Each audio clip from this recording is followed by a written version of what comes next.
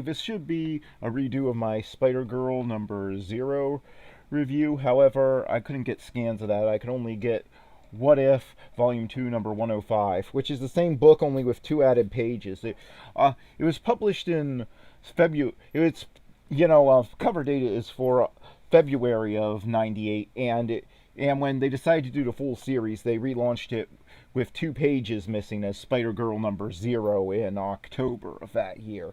So that's it's even got the same color, only it says "What If" starring Spider-Man, and yeah.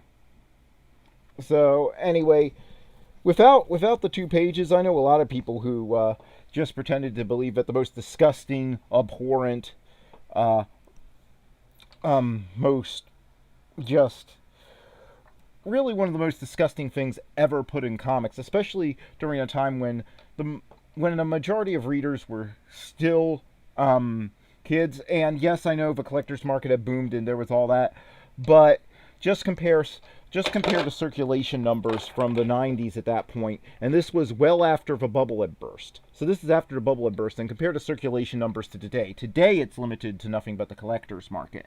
Back then, I remember everybody was still reading Spider-Man and most Marvel comics, so yeah.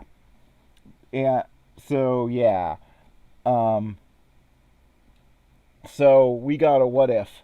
The characters and events that have shaped the Marvel Universe are part of an intricate.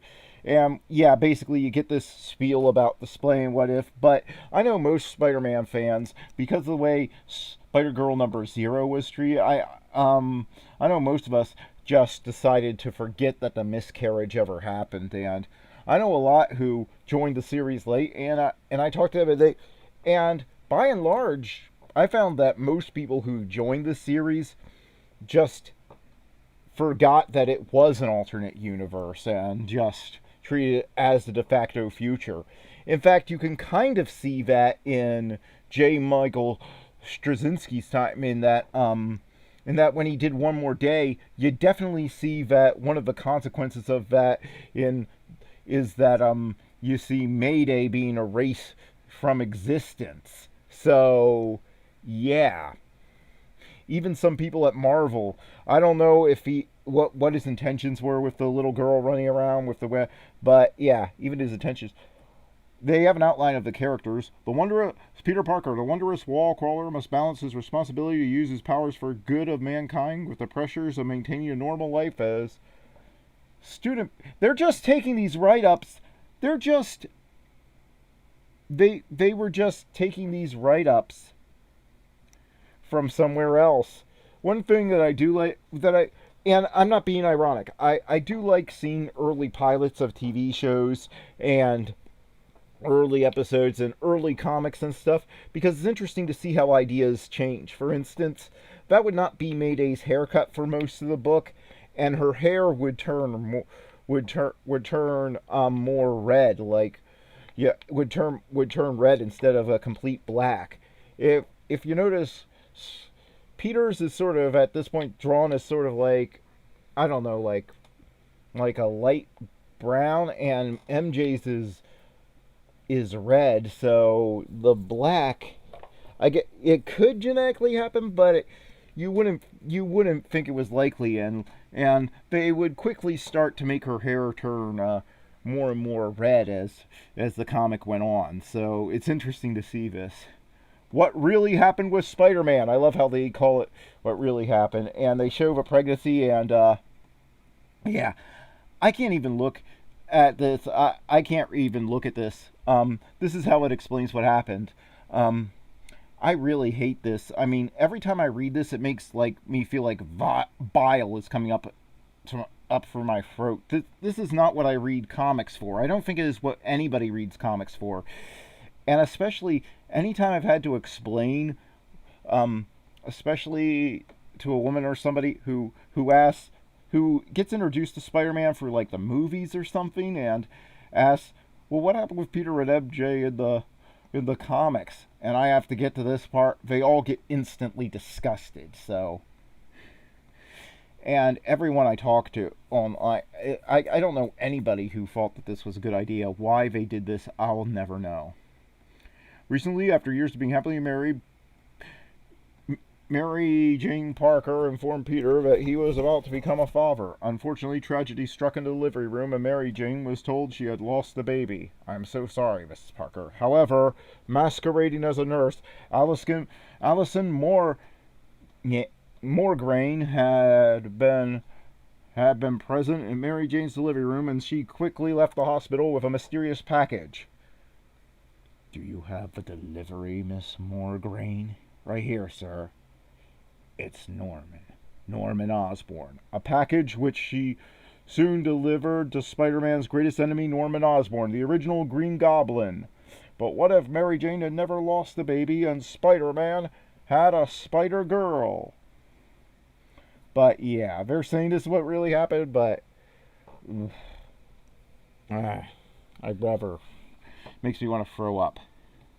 So yeah. So anyway, as I said in my original review, and I've said before, I really do like this second person style. It takes some getting used to because you don't see it much in comics or in novels. But yeah, MJ is playing basketball, and you're in the zone, and she's weaving it out, and then she makes an impossible dunk. Your name is Mayday Parker, and today is the first day of the rest of your life, in black and white. And here it is. Springing to their feet, the crowd erupts in wild applause as the final buzzer sounds, and you're caught up in the euphoria of the moment. But unknown to you, your parents huddle and whisper in the bleachers. Peter, nobody can jump that high. Nobody normal. Don't leap to rash conclusions, Mary Jane. I'm sure there's an explanation. You don't think she's... Of course not. I've been watching for the signs ever since she was born. Now come on. She's waiting for us. They move slowly because of your father's chronic limp, and you have time to shower and change. Well, I hope they wouldn't come into the girls' locker room until after everybody was showered and changed anyway. Although, what on earth is she wearing? Is that what they thought people would be wearing in the future? Like, I don't know. It looks like some sort of leotard without legs and then overalls? I've read this comic several times and I've only just noticed that. Also, they seem to have drawn Mayday's chin really big here. But Mayday feels feels the sensation of the spider sense that she felt back when she was playing basketball. She then turns down her friends asking her to go out. She then turns down some of her jock friends asking to go out because they won't hang out with her nerd friends. So she and her nerd friends hang out, and then Peter and MJ are on their way home. Her daughter obviously takes after you a lot more than me. I'd say her biggest problem is that she's a bit too popular. Maybe, but I'm a little worried about the traits she might have gotten from you. Were we wrong to keep secrets from her? I really can't say. All I know for sure is that I'd do anything to keep her safe and assure her happiness. I still remember the day I first held her, and she was such a little miracle. I wanted to spend every waking moment with the two of you. But I had other responsibilities. At least I thought I did. It's almost funny how things eventually worked out. May was only 2 years old when I had my final confrontation with Norman Osborn and the original Green Goblin. That battle cost him his life, and I lost, well, any desire to continue my dual identity. Since I was no longer Spider-Man, I didn't see any reason to burden her with the knowledge of my past. That's exactly what I thought. Until tonight. As nights go, you've had better. Jimmy is sulking about something, and Courtney has a mad-on for anyone who's ever played a sports team. I'm telling you, Court, you don't know them. You're so right, Miss May. All I have to go on is the way they treat people like Jimmy and me. And besides, they they're stupid and they smell. You turn towards Jimmy hoping to enlist his aid when suddenly you feel the tingling again, but it's different this time. Sharper, more urgent. And though you don't exactly know why, you instinctively realize you've got to move. Now! Now! The narrator is very invested in your moving. Jimmy, Courtney, get back! What, May, what was that? If you hadn't shoved us aside. Oh my gosh, look, something's aiming towards us. You children needn't fear me. Not as long as the Parker girl delivers a message. Tell her father that the Green Goblin has returned, and we have unfinished business. How does a creep like you know my dad? You be surprised, young May.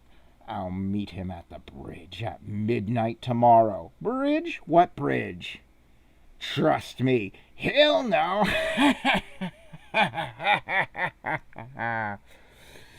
Feeling like you accidentally stumbled into someone else's nightmare, you run all the way home. The Green Goblin? That's what he called himself. It's a case of mistaken identity, right? I mean, I know Dad works in a police lab and all, but try to calm down, hotshot. Everything's going to be fine. I hope. You listen to your mother, hon. I'm sure I can straighten this out, and with a few calls. Why don't you two use the phone upstairs and make sure Jimmy and Courtney got home all right? Sure. Norman Osborn is long dead. So is his son Harry. So who took on the Goblin identity? But Harry had a son, Normie, who should be about, 19 or 20 by now? Never remembered, and I haven't spoken to her in years. So Peter calls up, tries to get a hold of Liz Allen, but he instead gets her current husband because she's in the hospital. So he knows he can't get any help from her. May's friends are doing all right, considering the fright they've had. How are you holding up, Tiger? When does it end, Mary Jane? How many lives have to be ruined before we've seen the last of Norman Osborn's legacy of evil? If only I don't know. There must have been something I could have done. Hope you realize this isn't your fault. Isn't it? Honey, for over 13 years our lives have been gloriously normal. And you and May deserve better. Maybe you were right earlier when you said we should have told her. She has a right to know the madness she was been born into. She's a good girl, strong and independent. Whatever else you and I have screwed up in our lives, we did all right as parents. She can handle the truth. Besides, she has a right to know who she is, especially if her powers are starting to kick in. She already knows who she is, Mary Jane. She's our daughter. Everything else is just part of the entire picture. I know, Peter, and I'm telling you, she can handle this. She can handle being the daughter of Spider-Man. So, as you can see, May heard it. Really, they should... If they don't want her overhearing these conversations, they should really close the door to her room. Meanwhile, we see a really buff version of Normie Osborn, all tatted up with tattoos, cursing, doing the usual Osborn spiel about killing Spider, avenge my family, even though we tried to murder him, or even though one time it was suicide and the other time was sacrificing himself to save Spider, revenge for revenge. So Peter then goes to get help from the Fantastic Five, who have been covered. If you want to know more about them, then check out issue number 4 of this of this series, and you'll have that. But they're off world on a mission. We then see Mayday hanging around in the the basketball court. 20 straight swishes. I used to think my athletic skills were the result of training and practice and hard work. I'm just some kind of freak. Say, exactly how freaky am I? I like this. She has a sense of responsibility, and she has got that sense that if she doesn't earn it, she doesn't really want it. But she also you can tell she's Peter Parker's daughter because she does find a way to pick her spirits up, and she doesn't wallow in self-pity. That's something that the movies sometimes get wrong, and that even a lot of the comics sometimes get wrong.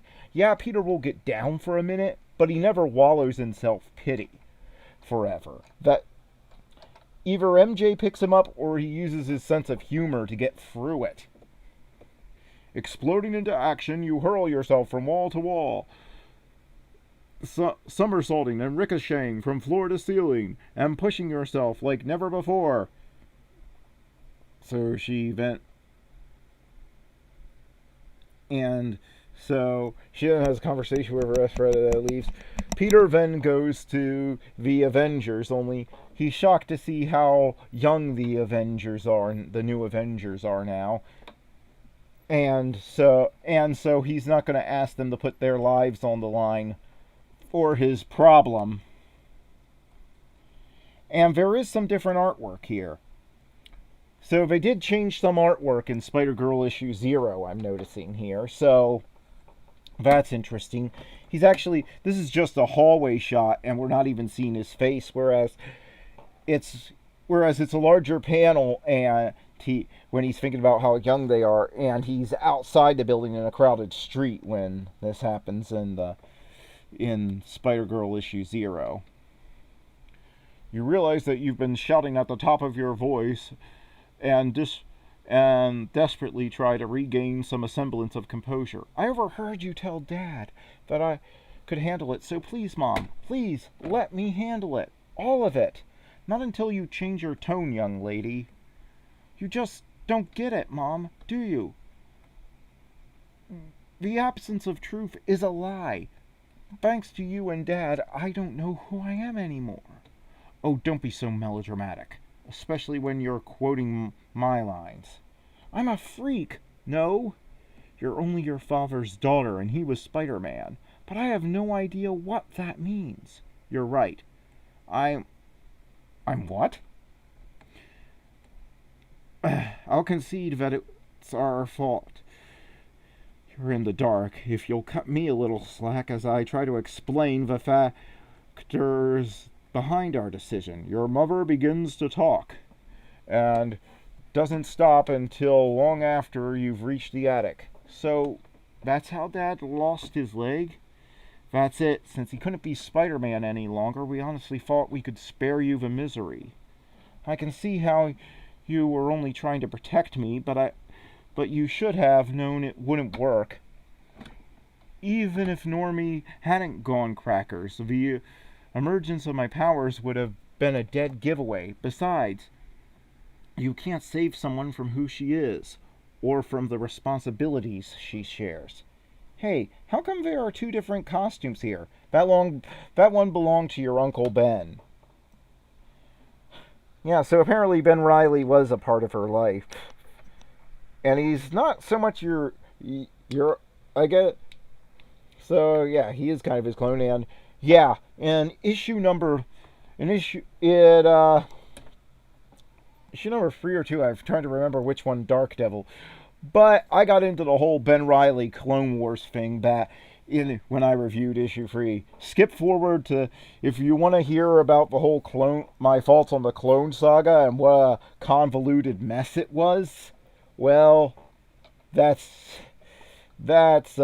in there. But Ben Reilly was in fact the second clone of Peter Parker, who wore that costume for a while in the comics. He also wore the spider, the Scarlet Spider costume. Dad used to tell me stories about him. He was a hero who died before I was born. Oh, I think it was this spider. I think it, I think I take it this spider thing sort of runs in our family, kind of like the Osborns and their green scene. Mom, what will Dad do about Normie? What he always does, baby. He'll make things right, if he can. Then cut to Peter confronting Normie on the same bridge that Norman Osborn killed Gwen Stacy on. Your life keeps revolving around this bridge. New York City, do Spider-Man a favor. There are plenty of bridges in New York. Just build a tunnel under the river and spare him the pain. Just build a tunnel under the river and demolish this bridge. Hello, Uncle Peter. You didn't wear your play clothes, Uncle Pete. My date was supposed to be with Spider-Man. He doesn't exist anymore, Norman. He died the same night as your grandfather. There's no need for us to fight. I'm afraid you're wrong, Uncle Pete. You say Spider-Man is dead. You one-legged loser, but you're still breathing. Is my grandfather? Is my daddy? This war ends when I stand over Spider-Man's corpse. I'll get you to change into a costume. I can be very persuasive. Just ask young May. Leave her out of this, Norman. It's strictly between you and me. Nope. It's a family affair, as I recall. I swear to you, Norman, I'll do whatever is necessary to protect my family. My Uncle Pete, I believe you. Is that a police special you're packing, or are you just happy to see me? Put him down, Normie. Oh, God, no! Run, Mary Jane, run! We have nothing to fear from little Normie, Peter. He's not so little. We used to babysit him. We bounced him on our knees, changed his diapers, read stories to him. Nice try, Auntie Em. But you really should listen to Uncle Pete. Look what he brought to the party. He understands the stakes. Tonight, they're kill or be killed.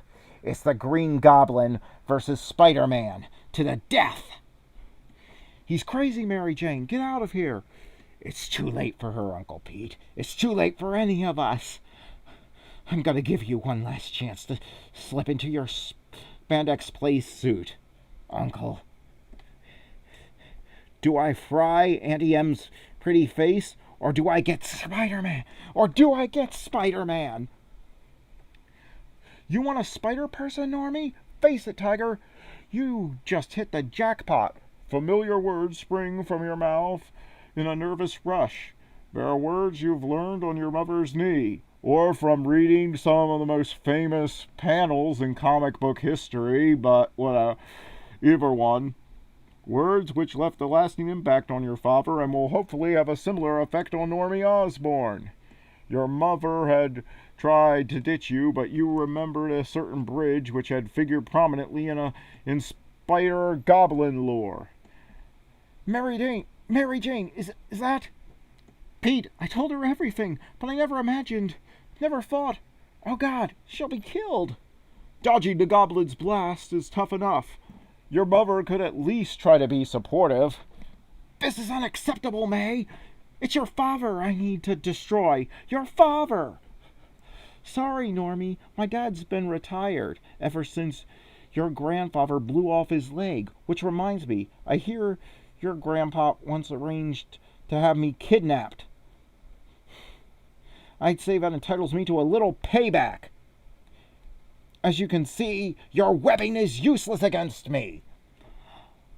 An electroshock hand thingy. Okay, got it. You almost gasp in wonder as you actually find yourself sticking to and running up the bridge's lower accord. You were older, Normie, but we sometimes played together as kids. Why are you gunning for my dad? What's your major mad on? Justice must be righted, young May. Agonies must be paid in kind. You mind being a wee bit more specific? Specific? She's doing it. She's doing well, keeping him talking and off balance. But she's too young, too inexperienced. I really would have tried to spare you, and Auntie Am, but you've left me no choice. You're going to have to die, little spider girl, like my grandfather, like my own father, like my mother. What about your mom, Normie? Auntie Liz was never a part of this. How would she feel about this? Shut up and stop calling me Normie. I'm the Green Goblin now. The tingling in your head blares, and you leap aside, barely avoiding the razor-sharp bats. That's the good news. Unfortunately, you're now in free fall. At least until you aim and tap twice, and... What a rush, you think. You've never felt so alive, so whole. Or so whole. Basketball was never this good. Then again, you never put your life on the line playing hoops. We were talking about Aunt Lizzie, Normie, your mother. Leave her out of this. She's no Osborne. Grandpa never really accepted her into the family. And this is the guy you're trying to emulate? The one who dissed your mom? Oh man, you've got issues.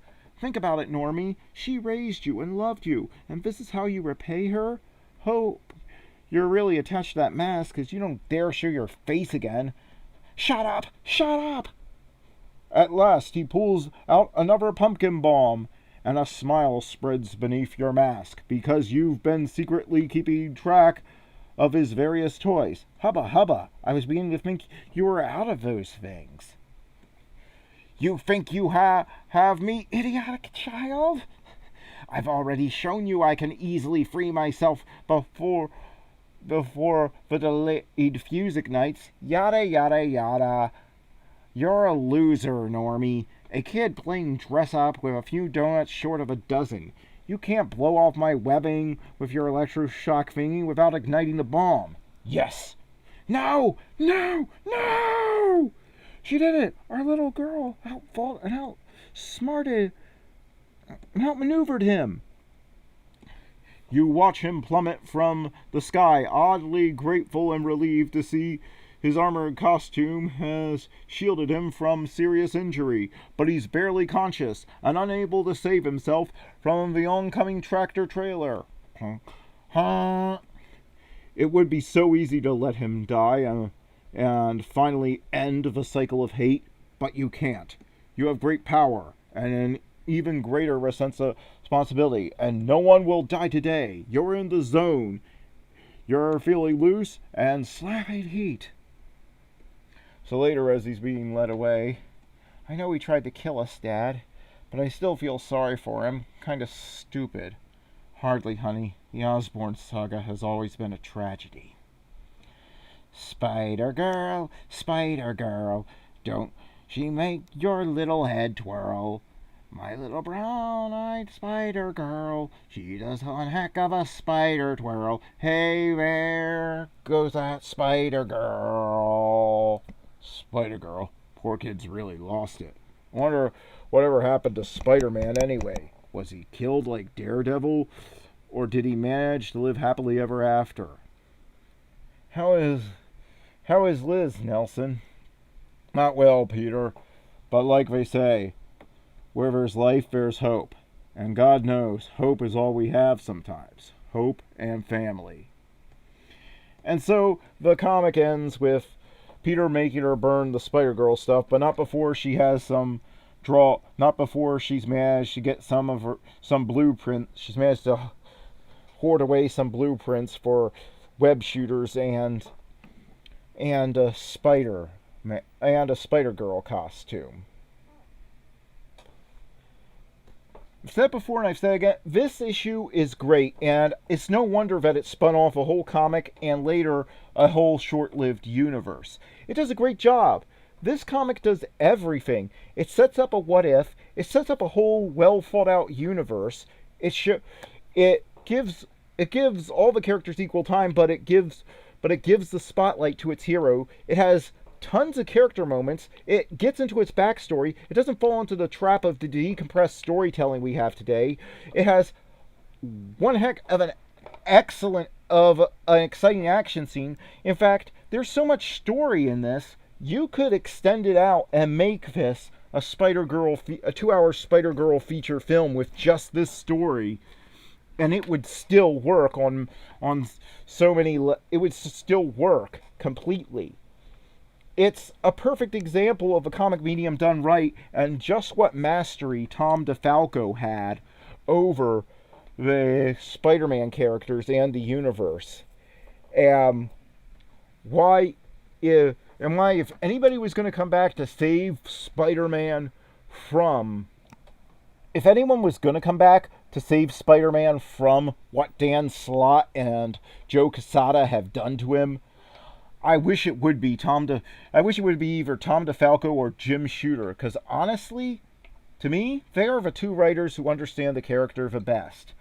But anyway, this is just great, and I think I'm going to upgrade it because the more I think about it, the more of this comic, I'm amazed at just what this comic manages to pull off in 30 pages. So this comic gets a 9 out of 10. It's just a great read, and there's a very good reason it went on to have the massive impact it did on the Marvel Universe. And it attracted such a fan following. And it sets up perfectly why, after a tie between Spider-Man and Superman, Mayday's